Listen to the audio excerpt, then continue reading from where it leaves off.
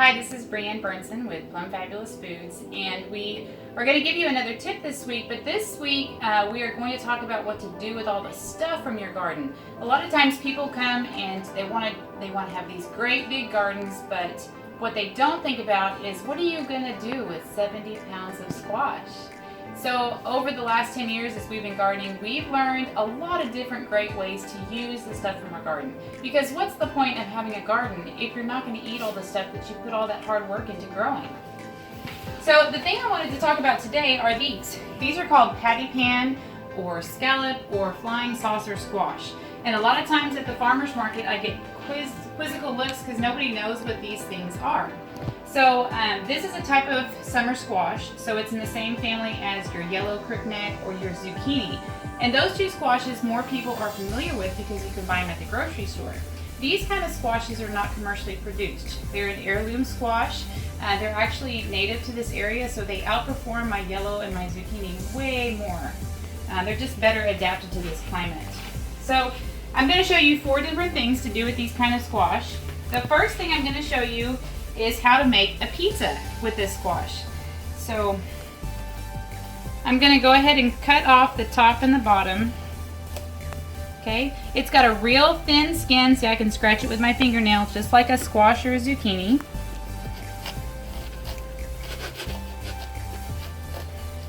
Okay, and I'm going to cut this one in about a 1/2 inch thick slices. It's not rocket science. I'm going to put them here on my cooking sheet. And you can see it's got some seeds in it, but I don't care about those because they get real soft when they're cooked, just like a yellow or a zucchini does. All right. I'm going to put a little salt and pepper on these. And I'm going to put them in the oven at 425 for about 10 minutes. Alright, while those are cooking, these are my little toppings for my pizza.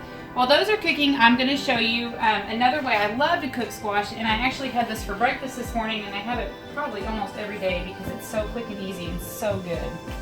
Again, I'm just going to cut off these little top and bottom spots.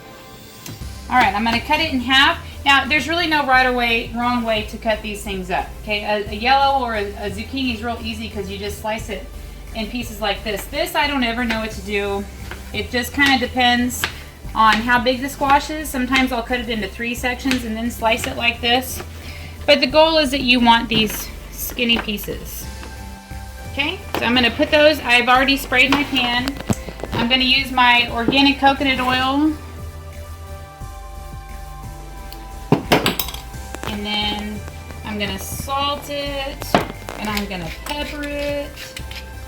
And I love this. This is large flake nutritional yeast. You can get this at H-E-B here in LaGrange. You can order it online. I had to do that for years, but more grocery stores carry it now. And I put about a teaspoon of that on there. It's got kind of a cheddar-y type flavor. It's popular with vegetarians. It's a good B12 supplement.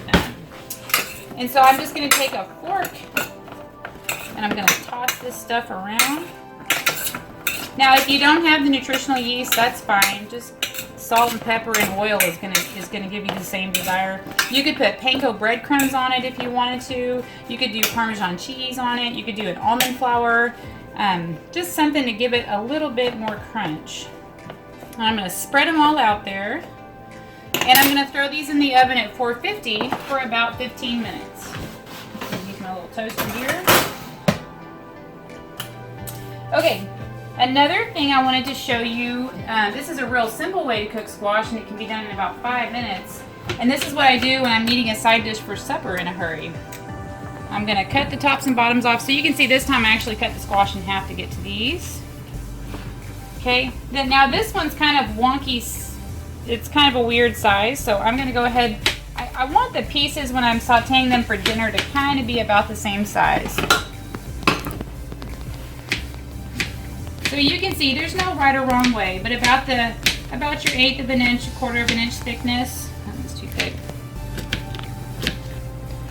And we're going to throw them in a saute pan with our organic butter here. About a tablespoon. Turn my pan on to about medium high. throw your pieces in there and just saute them for about 5 to 7 minutes. Throw your little salt and pepper in there. If you have some fresh herbs, you can throw those in there. I have learned with having 6 children over the years that they really like simple things. So if I put strange herbs on their squash, they're less likely to eat it than if I just put salt and pepper. All right, so there's that. A little salt and pepper. I really recommend using pink Himalayan sea salt or some other high quality salt if you can. All right, and you would just saute that. I assume most of y'all know how to do that. The last thing I want to show you guys, which is a really fun thing, is how to spiralize a squash. Now I love to spiralize a patty pan squash because it's white.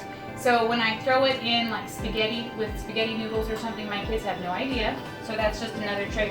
And speaking of it being white, you can also, I have an apple crisp recipe that I use these squash for because they're white and you can't tell that they're not cooked apples. I love the spiralizer. My children got this for Mother's Day last year for me and I've used it so many times. Okay, so I just put this in here and I'm gonna hold it in place and twirl it like this. And you can see the noodles coming out. All right, and again, so you can just throw these into a saute pan with a little salt and pepper and butter and saute them and throw them in with any dish that you have that you want to do. Another really great thing to do if you have a lot of zucchini is that you can shred it in your food processor and you can throw it in with ground beef, you can throw it in casseroles, you can throw it in soups. Most people won't know it's there. You can use it anytime that something calls for zucchini or a yellow squash, like maybe a zucchini bread. You can use it interchangeably there. So let's see how our pizza is doing. All right, so I take my patty pans out. They've been in there for 10 minutes now. And you can put whatever you want on your pizza.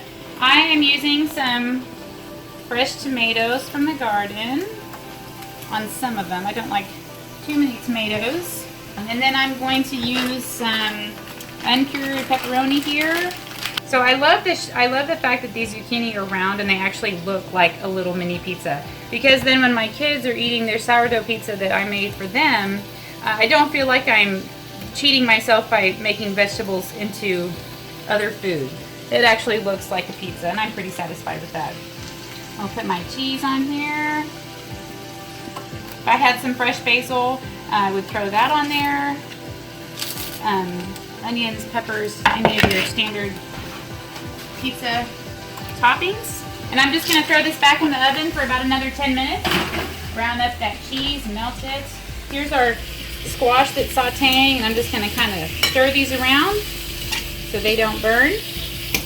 So we've got our squash here that we're roasting. Now about halfway through, maybe 8 or 10 minutes, or when I smell it, I might come over here and give them a turn and kind of let them brown on the other sides too.